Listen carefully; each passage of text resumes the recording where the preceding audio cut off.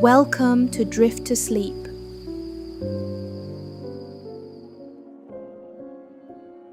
Let the day loosen its hold. Feel your breathing become slow and unhurried. Let your eyelids grow soft. Let your thoughts settle like leaves on a quiet pond. Tonight's story takes us into a green woodland after rain. There will be moss underfoot. There will be tea steaming in little cups. There will be friendly neighbors, handmade shelters, and the gentle patter of drops on leaves. You do not need to follow too closely. Just drift with the sound of the words. Everything here is safe. Everything here is kind. Everything here moves slowly towards sleep. The story you're about to hear is called The Badger Who Built a Rainy Day Tea Room.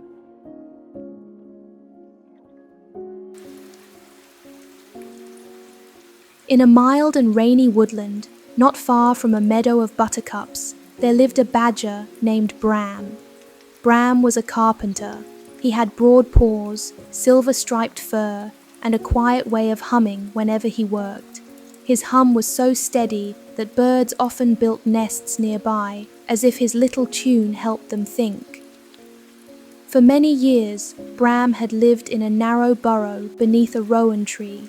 It had been a fine home when he was young.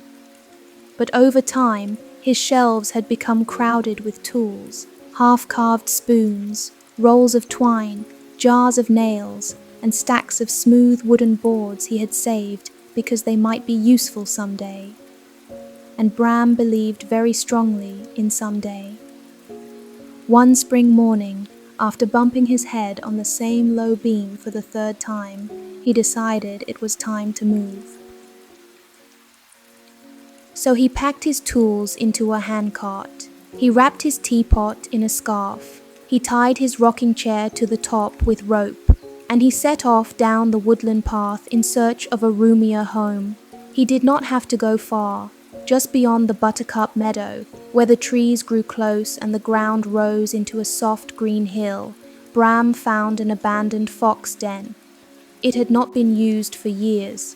Ferns grew over the entrance, bluebells nodded nearby. A little stream ran behind it, making a pleasant sound over stones. The den was dry inside. It had 3 chambers. It smelled faintly of earth, roots, and rain. Perfect, Bram said, and it was. All that day, he swept. He widened the door. He built shelves into the wall. He made a little round window from a piece of old glass he had found near the village lane. By evening, his new home looked as cozy as a home could look. There was a woven rug on the floor. There was a kettle on the stove. There was a lamp hanging from a hook in the ceiling. There was a narrow bed tucked beneath a curved earthen wall. Bram sat in his rocking chair, held a mug of nettle tea, and listened to the rain beginning outside. Tap, tap, tap went the rain on leaves. Drip, drip, drip went the water from fern tips. Hush, hush, hush went the stream behind the hill. Bram smiled. The new den was quiet, perhaps a little too quiet. He looked at the extra cups on his shelf. There were 6 of them, all handmade. Bram had carved them from applewood and polished them until they shone. A cup is happier, he said to himself, when someone is drinking from it. He decided that the next day he would meet his neighbors.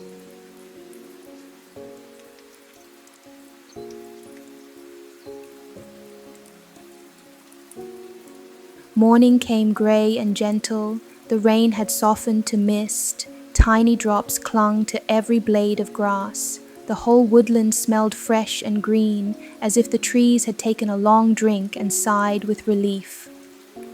Bram rose early. He made porridge with hazelnuts. He swept the floor. He rinsed his teapot. He put 3 small gifts into his satchel. The first was a little shelf shaped like a crescent moon. The second was a door latch carved to look like a leaf. The third was a candle stand made from a twist of cherry wood. "Good neighbor gifts," he said. Then he put on his brown waistcoat, took his walking stick, and stepped outside. The path through the buttercup meadow was soft beneath his paws. Bees moved sleepily from flower to flower. A robin sang from a fence post, though the day was damp. Bram walked slowly, enjoying the morning. He liked the way mist rested between the trees. He liked the quiet silver light. He liked the small sounds that only came after rain. Water slipping from leaf to leaf, snails moving through moss, roots drinking deep below the soil. After a little while, he came to a clearing he had not noticed before. In the middle of it stood a pile of reeds, long reeds, short reeds, green reeds, golden reeds. Beside them were several pieces of string and a neat drawing scratched into the mud. The drawing showed a round little house. Bram tilted his head. "A reed house," he murmured. "Very airy, very pretty, but perhaps a bit wobbly if the rain comes sideways." He looked around for the owner. No one was there. From somewhere behind the bracken came a faint rustle. Bram saw the tip of a small brown ear disappear. "Shy neighbor," he said kindly. He did not call out. Some creatures needed time. Instead, he set down his satchel, rolled up his sleeves, and began to work. First, he gathered the strongest reeds and bent them into arches. He tied the arches together with soft willow cord. Then he wove thinner reeds across them, over and under, until the little house had walls like a basket. For the roof, he layered broad leaves over the reeds, each leaf tucked beneath the one above it, so rain would slide down and away. At the entrance, he fixed the crescent shelf inside the doorway. "For a candle," he said. Then he stepped back. The reed house was small, round, and golden. It looked as if a basket had decided to become a cottage. From the bracken came another rustle. Bram smiled, but did not stare. He took a piece of chalk from his pocket and wrote on a flat stone, "Welcome, neighbor. May your roof keep you dry." Then he continued down the path. Behind him, a young field mouse named Tilly crept from the bracken. She had been trying for 2 days to build her house, but the reeds kept sliding apart. Now she stood before the neat little cottage with both paws pressed to her cheeks. Inside, the crescent shelf was just the right size for her acorn lamp. She smiled so widely that her whiskers trembled.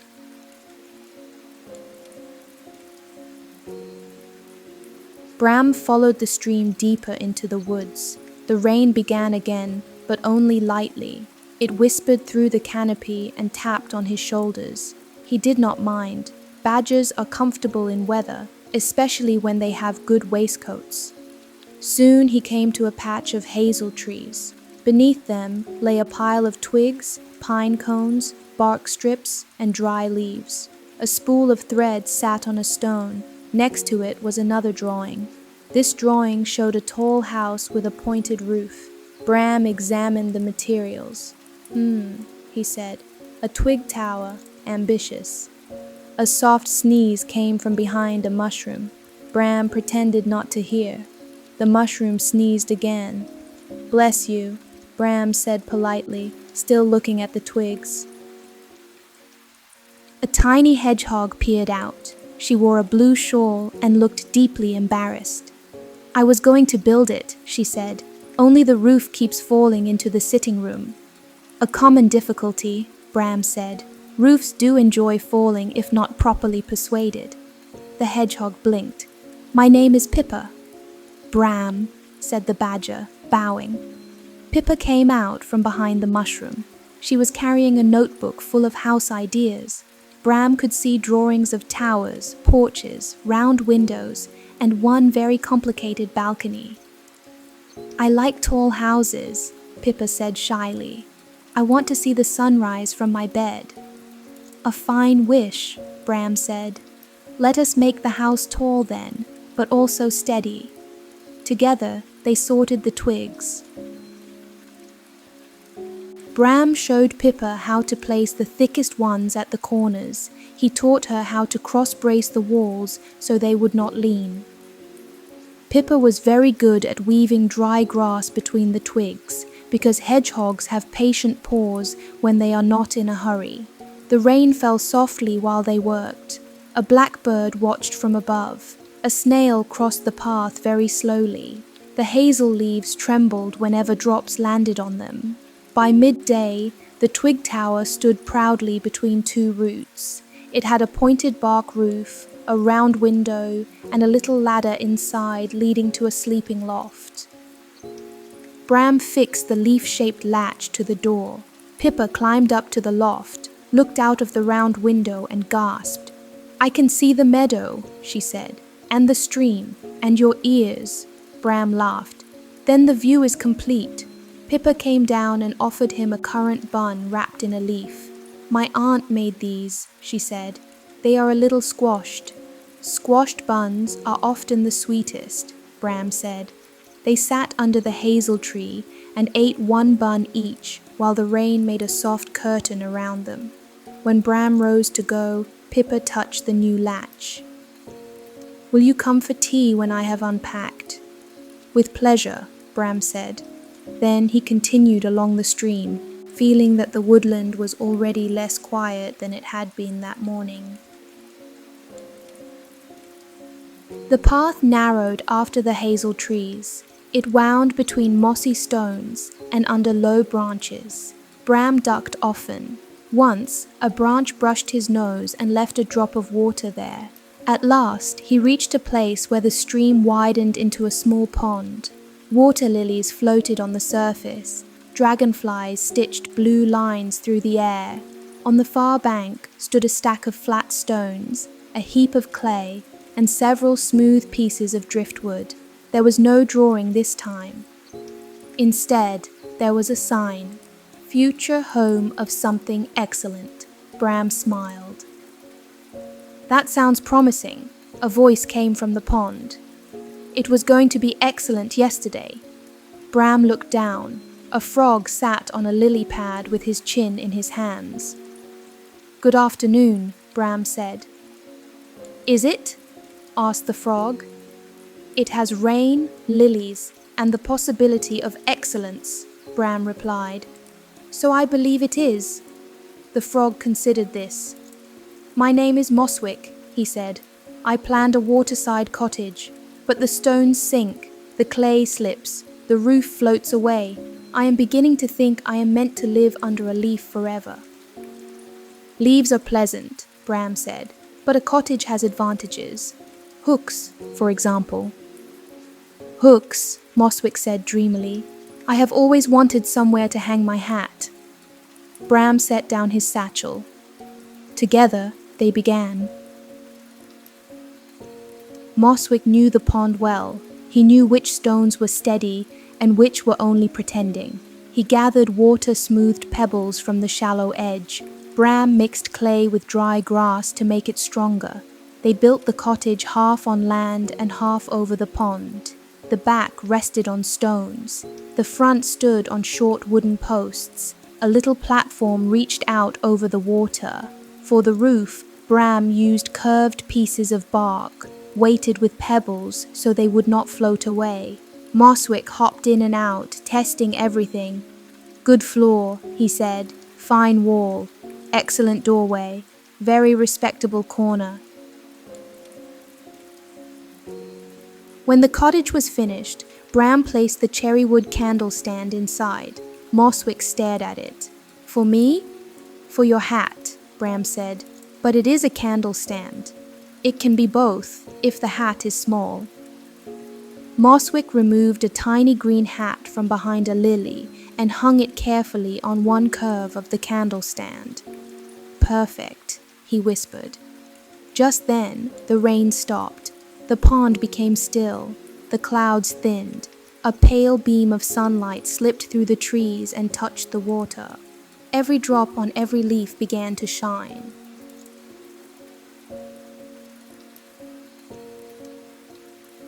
Then something unexpected happened. From the reeds at the pond's edge came a warm, golden glow. Bram, Pippa, and Tilly might not have noticed it on any ordinary day, but Bram was standing close enough to see.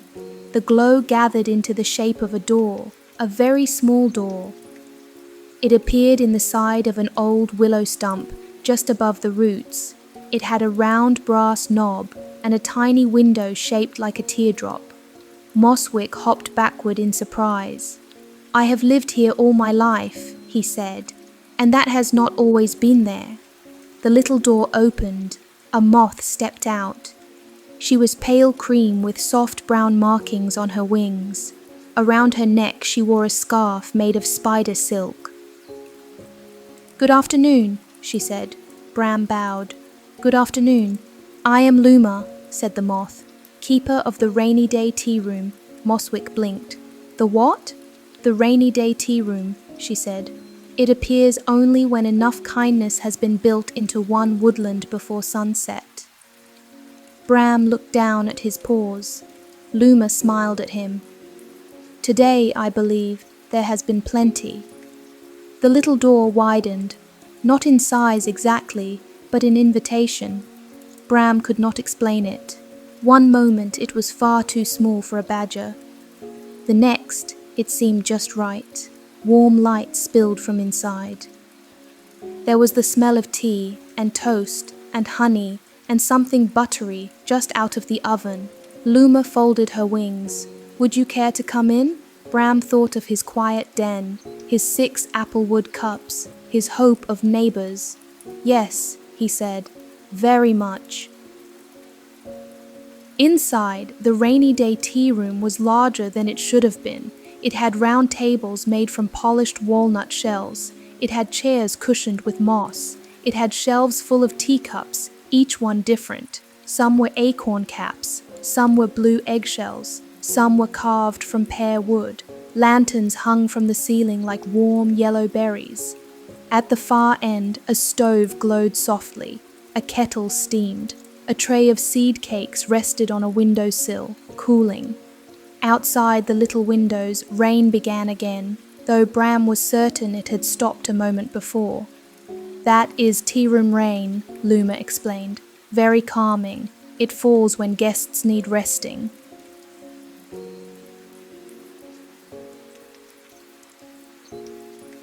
Bram sat at a table near the stove. Moswick came in, still wearing a look of wonder. Pippa arrived soon after, having followed the smell of toast. Tilly came last, shyly carrying her acorn lamp from her new reed cottage. When she saw Bram, she blushed beneath her whiskers. "I wanted to say thank you," she said. "You are very welcome," Bram replied. Luma brought tea in a round brown pot. "For today," she said, "we have chamomile, blackberry leaf, and a little wild honey." She poured a cup for each guest.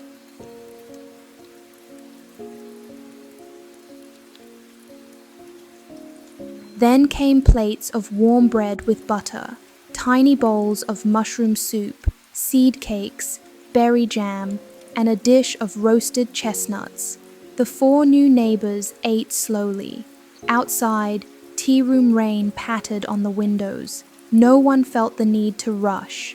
No one felt the need to say anything clever.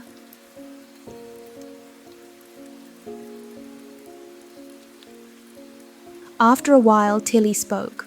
"I thought I would be alone in my reed house." Pippa nodded. "I thought I would be alone in my tower." Moswick looked into his tea. "I thought I would be alone under my leaf." Bram wrapped his paws around his cup. "I thought I would be alone in my new den." Luma smiled. "And now?" Bram looked around the table, at the shy mouse with bright eyes, at the hedgehog with her blue shawl, at the frog with his tiny hat, at the moth keeper pouring more tea beneath lantern light.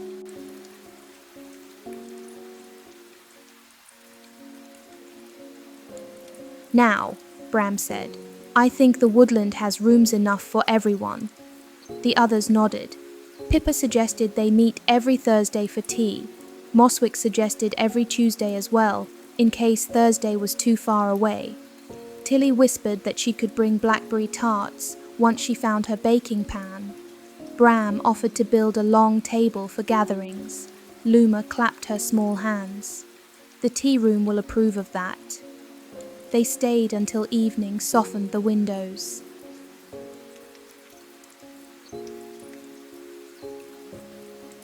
The rain outside became a lullaby.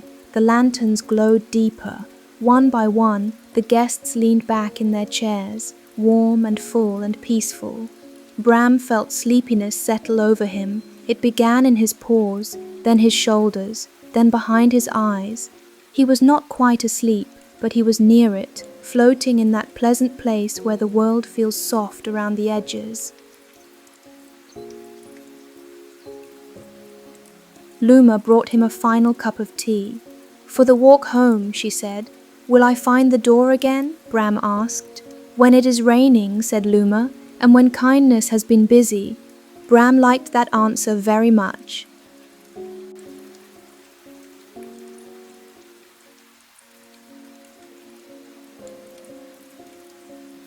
By the time Bram stepped outside, dusk had filled the woodland. The ordinary rain had returned, soft and cool. The pond reflected a sky the color of lavender smoke. Fireflies blinked between reeds. The little door in the willow stump closed behind him. For a moment, warm light shone through the teardrop window. Then the door faded into bark.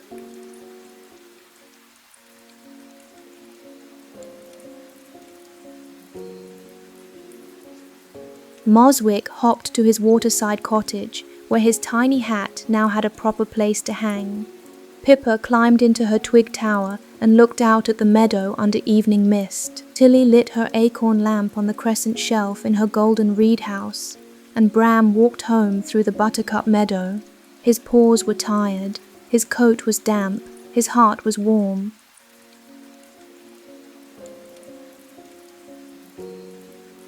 When he reached his new den, it did not feel too quiet anymore. It felt ready. He went inside and lit the lamp.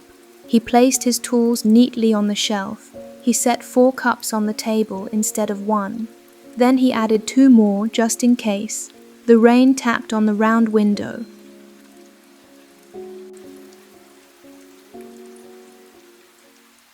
Bram made a small fire. He warmed the last of his tea. He sat in his rocking chair and listened. Tap, tap, tap went the rain.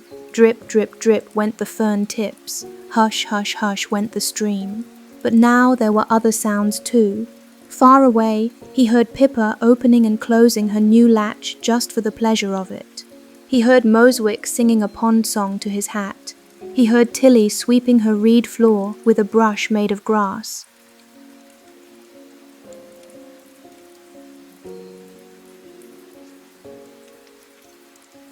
The woodland was full of small homes with warm lights, small homes with dry roofs, small homes with neighbors inside.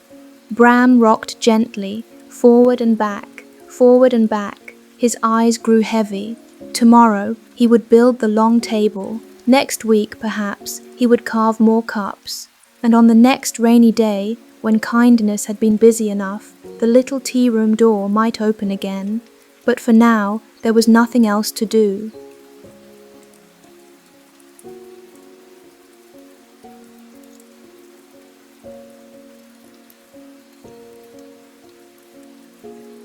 The fire glowed, the rain whispered, the den held him gently. Bram set down his empty cup. He pulled a knitted blanket over his knees, and as the woodland settled into night, the badger carpenter fell asleep smiling. Outside, the rain continued, soft, steady, kind, and all through the mossy woods, under leaf roofs and twig roofs and reed roofs and bark roofs, the new neighbors slept peacefully, each one tucked into a home made warmer by friendship.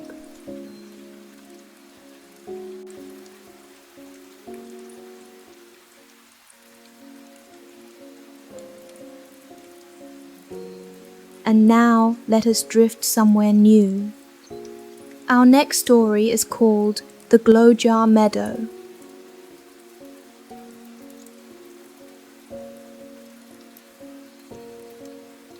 In a quiet valley surrounded by blue hills, there was a meadow that glowed every summer night. The people who lived nearby called it Glowjar Meadow. By day, it looked simple and sweet. There was long grass, soft clover, buttercups, daisies, and a narrow stream that curled through the middle like a silver ribbon. There were bees in the morning. There were butterflies at noon. There were crickets in the evening. And when the sun went down, thousands of fireflies rose from the grass. They blinked and shimmered in the dusk, floating over the meadow in slow golden patterns. From far away, the meadow looked as though the stars had come down to rest among the flowers. Two cousins loved this meadow more than anywhere else. Their names were Rowan and Elsie. Rowan was thoughtful and quiet. He liked to sketch leaves, clouds, and the shapes of stones. He carried a small notebook in his pocket and a pencil worn almost to nothing. Elsie was cheerful and gentle. She liked making small things comfortable. She would straighten a picnic cloth, tuck a flower behind a cup, or fold a sweater into a pillow for someone without being asked. They lived in two cottages on opposite sides of the same lane. Rowan's cottage had blue shutters and a pear tree by the door. Elsie's cottage had a red roof and pots of basil on the windowsill. All through childhood, they had met at the gate between their gardens. From there, they walked together to the meadow. Sometimes they went after breakfast, when the grass was damp with dew. Sometimes they went in the afternoon, when dragonflies hovered over the stream. But their favorite time was evening. Evening made the meadow magical. Not loud magic, not flashing magic, soft magic. The kind that could be missed if one hurried. On the evening our story begins. Summer was at its gentlest. The heat of the day had passed. The air smelled of grass, warm earth, and the first sweetness of honeysuckle. The sky was pale gold near the hills and soft blue overhead. Rowan and Elsie packed a small supper. There was bread wrapped in a cloth. There was cheese in a little wooden box. There were plums, 2 bottles of apple cordial, and a jar of honey. Elsie also packed a folded blanket. Rowan packed his notebook. "Are you going to draw the fireflies again?" Elsie asked as they walked down the lane. "I might," Rowan said. "You drew them yesterday. They were different yesterday." Elsie smiled. That was true. The meadow was never exactly the same twice.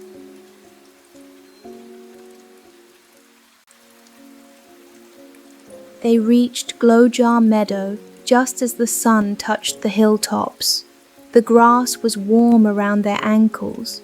The stream whispered over pebbles. A thrush sang from the hedge, clear and sweet. Elsie spread the blanket beneath a hawthorn tree. Rowan placed the food in the center with care. They always arranged supper slowly, because arranging supper was part of supper. Bread on the left, cheese beside it, plums in a little circle, cordial bottles standing in the grass, honey jar catching the evening light. Then they sat down. For a while, they ate without saying much. The bread was soft, the cheese was mild, the plums were cool and sweet, with juice that ran down their fingers. Elsie poured apple cordial into 2 tin cups, and the cups chimed lightly when they touched. "To the meadow," she said. "To the meadow," Rowan replied. They drank. All around them, the day was settling. Bees returned to their hidden places. Birds tucked themselves deeper into leaves. The stream went on talking softly to itself. Rowan opened his notebook and began sketching the hawthorn branches above them. Elsie lay back on the blanket and watched clouds turn peach, then rose, then lavender. "I think clouds are the slowest sheep," she said. Rowan looked up. "That one is definitely a sheep. It is going home. To where?"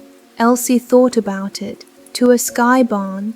Rowan smiled and drew a little barn in the corner of his page.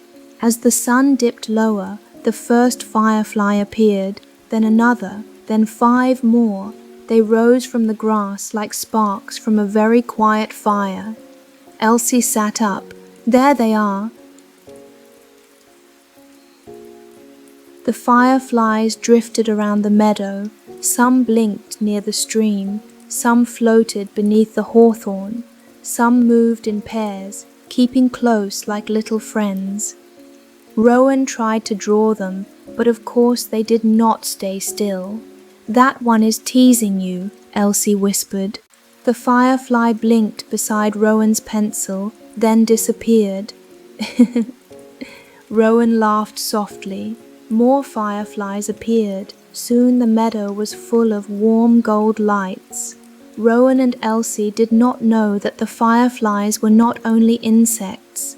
Some of them were ordinary fireflies, yes, but some were glow keepers, tiny meadow spirits with lantern bodies and patient wings.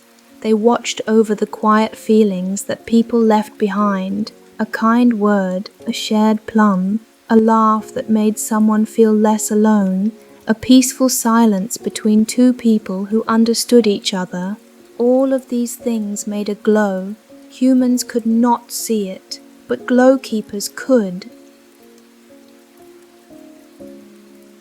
And that evening, as Rowan and Elsie sat beneath the hawthorn tree, the air around them began to shine, not brightly, not suddenly, just a soft amber warmth rising from the blanket, the cups, the crumbs, the folded napkin, and the place where the cousins' shoulders almost touched.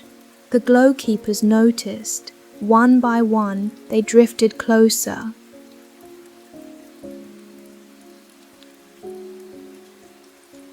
Rowan finished drawing the sky barn. Elsie laughed when she saw it. "You gave it a weather vane. All barns need one. Even cloud barns, especially cloud barns." Their laughter rose into the evening air. To the glow keepers, it looked like golden mist. Under the hawthorn roots, where no human eyes could see, a small round door opened. Out stepped an old glow keeper named Pip. Pip was no taller than a thimble. He had a warm yellow light inside him and wings as fine as onion skin. Around his waist he wore a belt filled with tiny glass jars. The jars were empty. For now, Pip looked up at the cousins and nodded with satisfaction.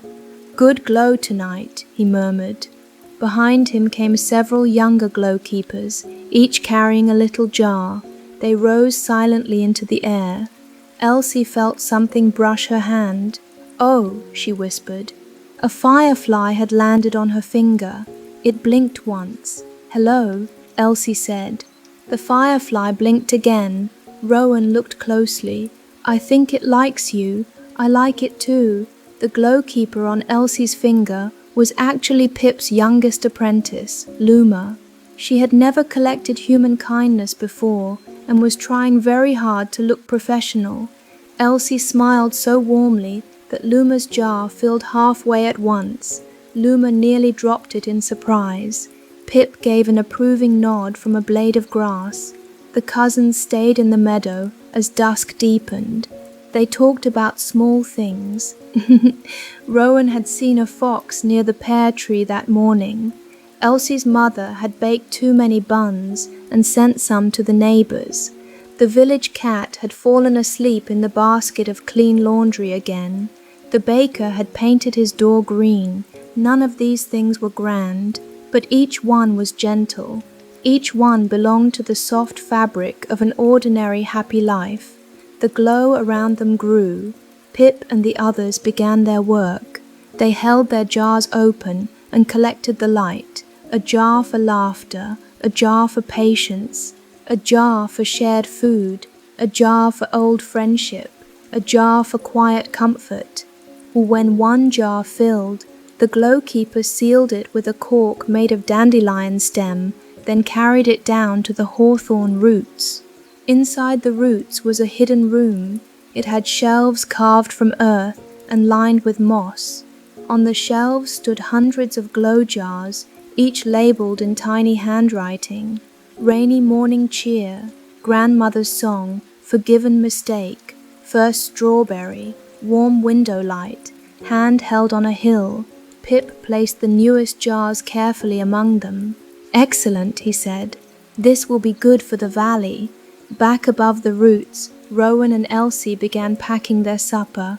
The sky was darker now. The first real stars had appeared overhead. "We should go soon," Rowan said. Elsie nodded. "In a minute." They always said this, and they always stayed a few minutes longer. Tonight, they lay on their backs and watched the fireflies. The meadow seemed to breathe light. Rowan's voice became sleepy. "Do you ever think the fireflies are trying to write something?" Elsie looked up. "Maybe." What would they write? She thought for a while. "Rest well." Rowan smiled. "That sounds right." The glow keepers heard this. Every jar in Pip's belt gave a tiny hum. When Rowan and Elsie finally stood, the meadow had become silver and gold. They folded the blanket. They gathered the cups. They made sure no crumbs or plumstones were left behind, because they loved the meadow and wanted to leave it tidy. As they reached the path, Elsie turned back. "Good night, meadow," she said. Rowan lifted a hand. "Good night." The glow keepers paused in their work. Goodbyes mattered.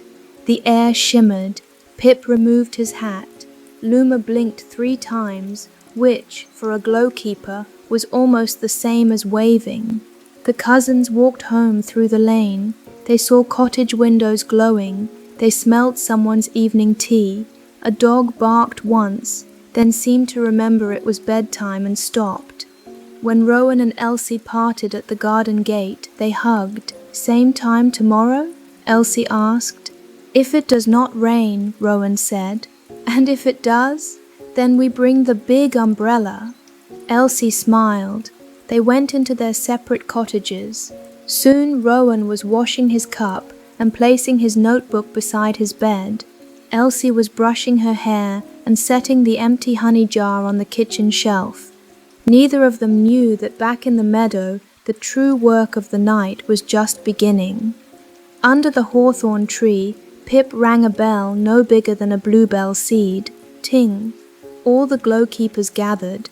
They came from the stream bank, the clover patch, the buttercups, the hedge, and the deep grass where moths slept. Each one carried a glow jar. The jars lit the hidden room beneath the roots until it looked like a tiny sunrise. Pip stood on an acorn cap. "Tonight," he said, "we have collected enough kindness to make a valley drift." The young glow keepers excitedly. A valley drift was special. It happened only on evenings when enough soft happiness had gathered in the meadow. Not the happiness of parties, not the bright happiness of surprises, but the deep, steady happiness of feeling safe, known, and welcome. Pip chose 7 jars from the shelves: old friendship, shared supper, sky barn laughter, meadow goodbye, quiet comfort, warm window light, rest well. He placed them in a willow basket. Then the glow keepers lifted the basket together and flew out of the hawthorn roots. Up they went, through grass, past leaves, above the meadow. The moon had risen now, round and pale. The stream shone beneath it.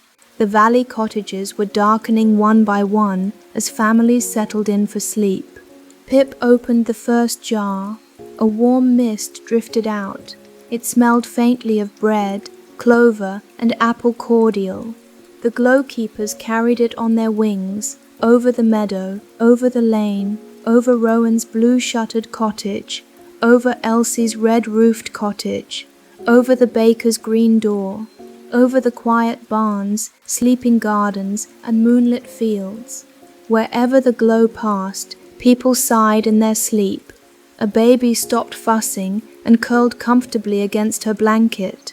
An old shepherd dreamed of a lamb he had raised long ago. The baker, who had been worried about his new door color, dreamed that everyone in the village admired it. The village cat, asleep in the laundry basket, purred so that the basket trembled. The glow drifted on. It touched windows. It slipped under doors. It settled on pillows. It rested on rooftops like warm dust. In Rowan's room, the glow brushed his notebook. In his sleep, he smiled and dreamed of fireflies writing messages across the sky. In Elsie's room, the glow settled on her folded blanket. She dreamed of a meadow where every flower held a tiny lamp. Above the valley, the glow keepers opened jar after jar. The night became softer with each one.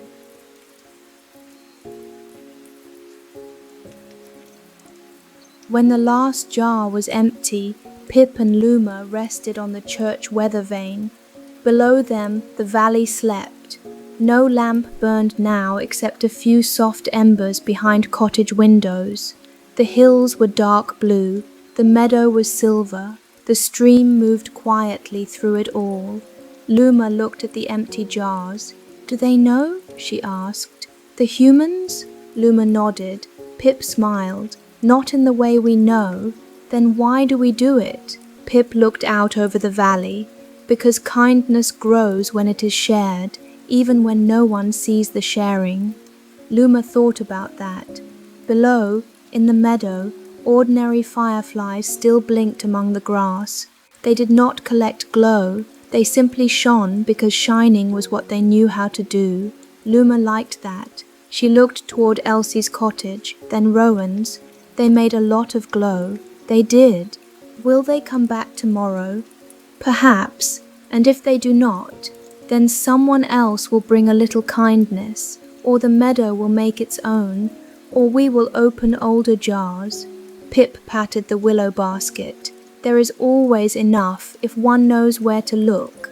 Together, they flew back to the hawthorn tree. The hidden room was quiet now.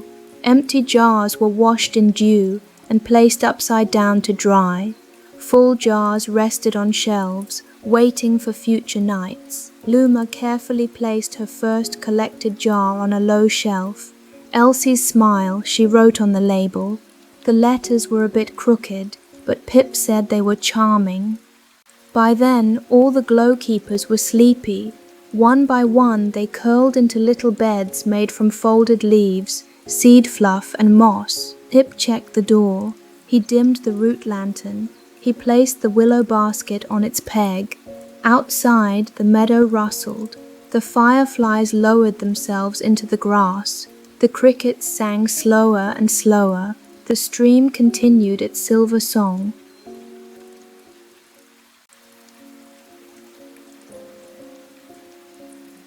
In their cottages, Rowan and Elsie slept deeply. Rowan's pencil lay beside his notebook. Elsie's picnic blanket rested over a chair. The empty tin cups dried by the sink. Nothing grand had happened that evening, or so they thought. They had eaten bread and plums. They had talked about clouds. They had watched fireflies. They had gone home. But in the quiet ways of the world, this had been plenty. The meadow remembered. The glow keepers remembered. The valley felt it in dreams. And under the hawthorn roots, the newest jar glimmered softly on its shelf. Elsie's smile. Beside it, another jar glowed.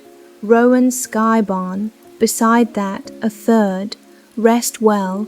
The jars hummed together, almost too quietly to hear. Above the meadow, the moon moved slowly across the sky. The grass bowed beneath silver light. The stream curved through the dark. The buttercups closed their yellow faces, and all the valley rested beneath the shared glow of a simple, gentle evening, softly, safely, sweetly, until morning.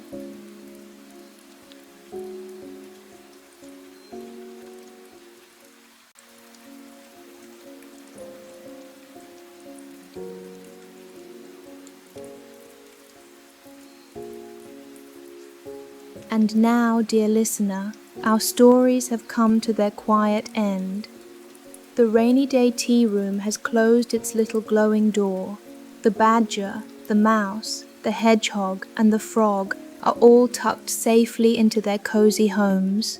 Far away, in Glowjar Meadow, the fireflies are floatingly through the grass, carrying little jars of kindness across the sleeping valley. You do not need to follow them now. You can simply rest. Let the rain fall gently. Let the meadow glow softly. Let your body become heavy and calm. Thank you for listening to Drift to Sleep. I'm Adele Nguyen, and I'll be here again soon with more cozy sleep stories and bedtime stories to help you drift into rest. For now, let your eyes stay closed. Let the night be soft around you. Let every thought grow quiet. Sleep well, dear listener. Good night.